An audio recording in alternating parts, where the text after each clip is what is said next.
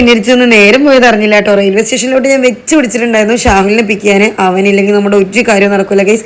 അങ്ങനെ ഞങ്ങൾ നേരെ പോയത് ടെക്സ്റ്റൈൽ ഷോപ്പിലോട്ടാണ് കേട്ടോ. ഡ്രസ്സ് കൊളാബ് ചെയ്യുന്നുണ്ടായിരുന്നു. അതിൻ്റെ കൂടെ തന്നെ ഒരു സീക്രട്ട് നിങ്ങളുടെ അടുത്ത് പറയാനുണ്ട്. ഒരു ഹ്യൂജ് ഹ്യൂജ് ഹ്യൂജ് സർപ്രൈസ് വരാനായിട്ട് പോകുന്നുണ്ട് കേട്ടോ. അപ്പോൾ എനിക്ക് കുറച്ച് ഷോപ്പിങ്ങും കൂടി ഉണ്ടായിരുന്നു.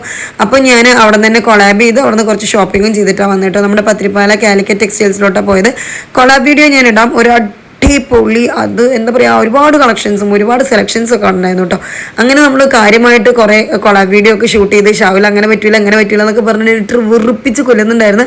എന്നിരുന്നാലും എൻ്റെ മാക്സിമം നന്നായിട്ട് ഞാനത് സെറ്റാക്കാനായിട്ട് ഓക്കെ ക്ഷമ ദൈവങ്ങളെ എവിടെന്നെങ്കിലൊക്കെ കുറച്ച് ക്ഷമ തരൂ എന്നൊക്കെ പറഞ്ഞ് എരന്ന് വാങ്ങി നമ്മൾ ആ വീഡിയോസൊക്കെ എടുത്ത് കൊടുത്തിട്ടുണ്ടായിരുന്നു കേട്ടോ. ആൻഡ് അതൊക്കെ കഴിഞ്ഞിട്ട് നമുക്ക് വീണ്ടും കുറച്ച് പരിപാടി കൊണ്ടുണ്ട്. ഇതിനിടയ്ക്ക് ഞാൻ 2-3 തവണ പഞ്ചായത്ത് പോയി വന്നിട്ടുണ്ടായിരുന്നു. അതിനുശേഷം ഉച്ചയ്ക്ക് ശേഷം നമുക്ക് സ്കൂളിലൊരു കുട്ടികൾക്ക് 10ാം ക്ലാസ് പഠിക്കുന്ന കുട്ടികൾക്കും അവരുടെ പാരൻസിനുമായിട്ട് മോട്ടിവേഷൻ ക്ലാസ്സും അതുപോലെ ഒരു സ്ട്രെസ് റിലീഫും ആയിട്ടുള്ള ഒരു ക്ലാസ്സും ഒക്കെ കൊടുക്കാൻ പറഞ്ഞിട്ടുണ്ടായിരുന്നു കേട്ടോ.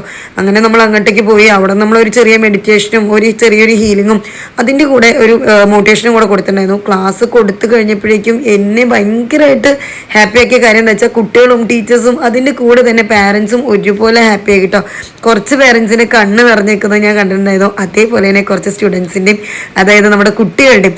അപ്പോൾ ഒരുപാട് സന്തോഷം തോന്നിയൊരു ദിവസമായിരുന്നു ഇന്നത്തേത്. കാരണം സന്തോഷം കൊണ്ടാണ് ചേച്ചിയുടെ എന്തിനാ കരയുന്നതെന്ന് ചോദിച്ചപ്പോൾ ഞാൻ സന്തോഷം കൊണ്ടാണ് കരയുന്നതെന്ന് പറഞ്ഞു. സന്തോഷം കൊണ്ട് നമുക്ക് ഒരാളെ കരയിപ്പിക്കാൻ പറ്റുക എന്നുള്ളത് ചെറിയൊരു കാര്യമൊന്നുമല്ല. മാഷാ അല്ലാഹ്. സോ അപ്പോൾ എൻ്റെ ഇന്നത്തെ ദിവസം കുറച്ചൊക്കെ ഞാൻ കാണിച്ചിട്ടുണ്ട്. അടുത്തൊരു വീഡിയോ ആയിട്ട് വരാം കേട്ടോ.